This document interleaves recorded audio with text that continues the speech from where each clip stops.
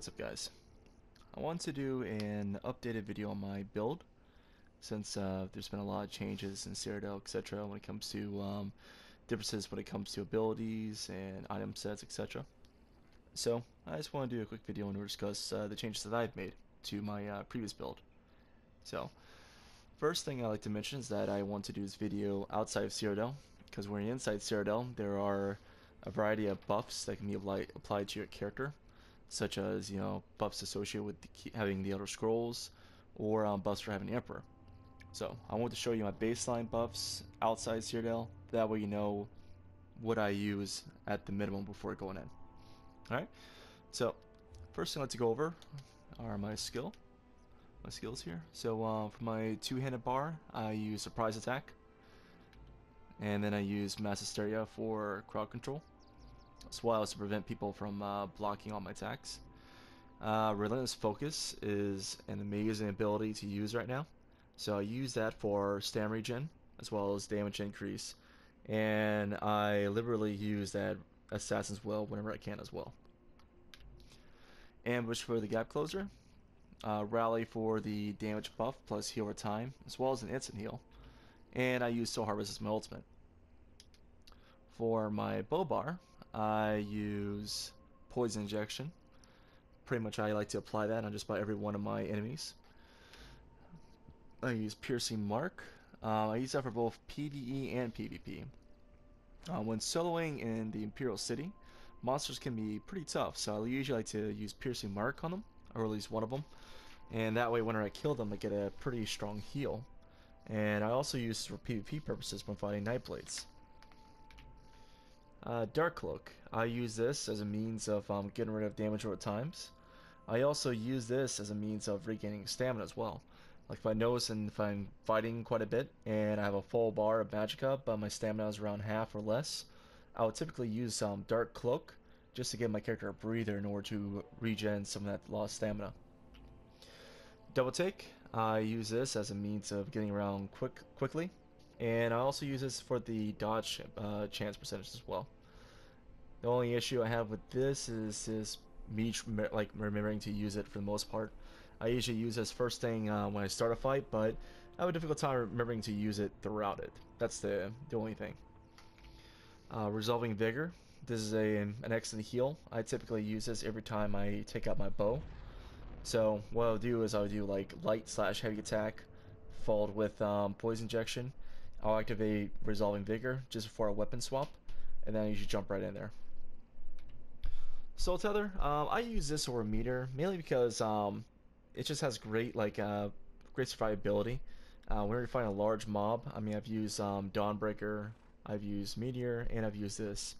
And Dawnbreaker will probably kill things slightly quicker. But Soul Tether does almost as good of a job, I notice. And the best part is it keeps you alive all at the same time. Like you don't even have to worry about your health. And this also makes it a lot more easier when you're fighting multiple opponents as well. Alright, so next thing I like to cover is the equipment I'm wearing. I wear 3 pieces Ashen Grip and 5 pieces Shield Breaker. So the reason I went with the Ashen Grip is because with this I get additional health as well as weapon damage, and this allows it so I can use the Serpent Stone, because what I was trying before was Night Silence, since it gave stamina and stamina recovery with the Warrior Stone, but the Warrior Stone only gives 170 weapon damage, and I figure why not just glyph one of my pieces of jewelry with 170 and then take the Serpent Stone for the 220 stamina regen, and then I can use the extra health for survivability purposes. So that's what I went with. Alright, Shield Breaker, overall an amazing set. It gives you pretty much everything you need as a stamina base DPS, max stamina, stamina recovery, weapon damage, and Shield Breaker is wonderful against like pretty much shield stacking Zorks and other people who use pretty much shields just in general.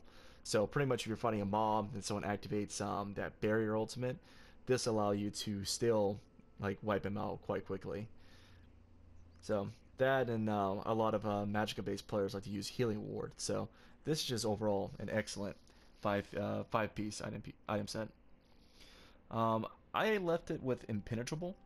I have impenetrable for 6 out of 7 pieces of my gear, which I believe equates to around 23-24% reduction of damage when someone lands a critical hit on you. Uh, Personally, I like this idea just because I thought about reinforce, and reinforce will give me some extra damage mitigation, but the real hard hitters are from those critical hits, and that's what I want to prevent as much damage as I can from. There is one piece that I didn't use a picture on, and that's my helmet here. For this, I use infused, and as you can tell, for my glyphs from armor, I use the tri-stack glyphs, which you get from the Hakujo Essence rune, and the name of that Essence rune is called Prism. So use that, and it gives you all 3 stats here. And I use that on my my large pieces of armor, such as the legs, the chest, and the head. And for the rest, I just did stamina glyph. For my weapons, I use the increased weapon damage on both of them. And the reason being is because this lasts 4 or 5 seconds. So I figure I start my fights with a light or heavy attack with the bow, followed by poison injection, which is followed by vigor. So if I land that first hit with the bow, now my poison injection is going to be stronger, as well as my heal. And then when I switch to my sword, I use ambush to go in there, and then I follow that up by either a surprise attack or soul harvest. All these moves are now a lot stronger due to that weapon damage glyph being activated. And then when I'm in close combat with my sword, it gets reactivated once again when I light attack. So when I weave light attack with the surprise attack. All right. So, like I mentioned, I use the Serpent Stone for my Mundus Stone. These are my stats right here. The reason why they are is because when I'm in Cyrodiil, I like to have at minimum 23k health.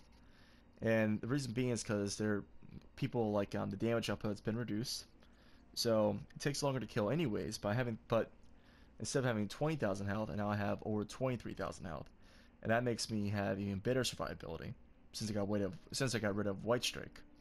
My stamina, as you can tell, is 23.5k, and the regen you see here is me without my regen drinks.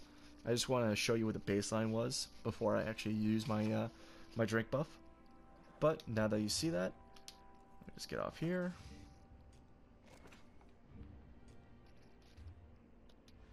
Alright, so that's my regen now. And if you notice, my weapon damage is 2449. Stamina is 1805. So let's look at surprise attack real fast. Surprise attack does 6142. So we'll activate rally. Now you see my weapon damage is around 2886.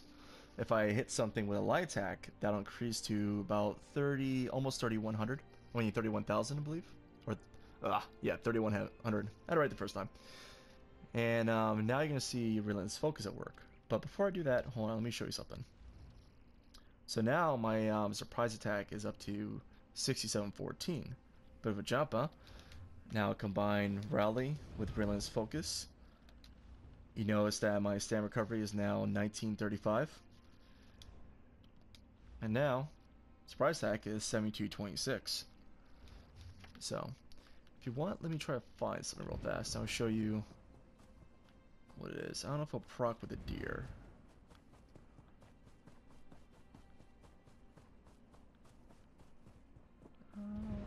Let's see. No enemies? Of course not. That'd just be too... Oh, there we go. We got a troll. Alright. So this is probably going to hurt me quite a bit, but... or not at all. There you go. 3116. So let me wait until this buff goes away. Let me lower him some. Oh, jeez. I was not expecting to kill him. Okay, my bad. Yeah, I'm going to have to find another experiment on that one. Yeah, alright, I won't waste your time with that. So anyways, continuing on by my build. Champion system. Alright. I dump pretty much everything into Warlord for the most part, which gives me 10% cost reduction of 46 points. I work partially on Mooncalf. I'll probably get that up to 6% before I work on Warlord again. And then I have 10 points in the Tumbling for reduction to dodge roll and break freeze. And I just put 1% on this just to assist with my my Soul Harvest debuff. So in the Mage, I put almost everything into Mighting, and then I have 5% for Piercing, and I have 5% for Precise Strikes.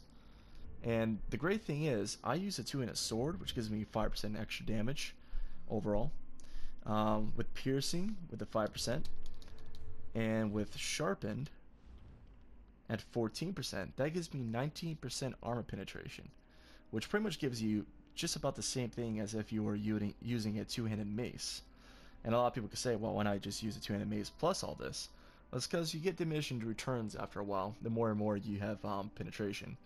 And I like to have a good hybrid. You see, the sword is going to be better against light armor opponents, whereas the penetration is going to be better against heavy armor opponents. So I think it's a nice balance. But continuing on, let's see. For the lady, I have 22 points in Hardy and 27 points in Elemental Defender. I like to get both of these just about the same point, like around 10% per, and then I'll just keep raising them from there. And then over here, I have 5 points into Spell Shield and Mimar Focus. I put a little attention towards these, but not terribly much.